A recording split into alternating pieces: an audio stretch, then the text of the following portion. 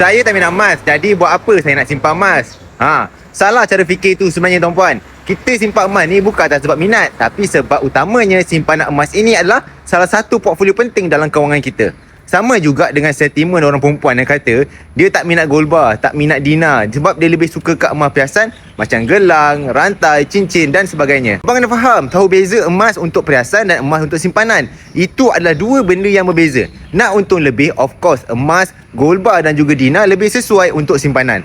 Sebab itulah tuan-puan perlu faham fungsi emas itu sendiri. Antara keistimewaan emas, nilainya terjamin untuk jangka masa panjang. Emas adalah aset fizikal yang mampu milik dan senang nak dibawa ke mana-mana pun kita pergi, dan juga aset yang mudah dijual, dan yang paling penting, emas ni adalah satu-satunya aset yang berada luar daripada sistem kewangan.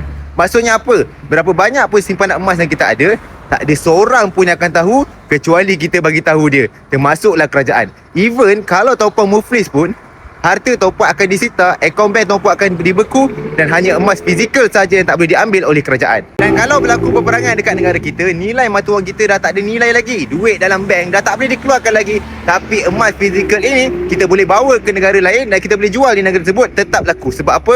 Sebab emas ini adalah mata wang antarabangsa. So untuk tuan-puan yang masih belum tahu, dekat Publigo ni tuan-puan boleh simpan emas ikut bajet tuan-puan, bermula dari serendah RM100 dan ke atas. Jadi nak saya bantu, boleh klik link di bio atau PM saya sekarang. If you learn something, please comment.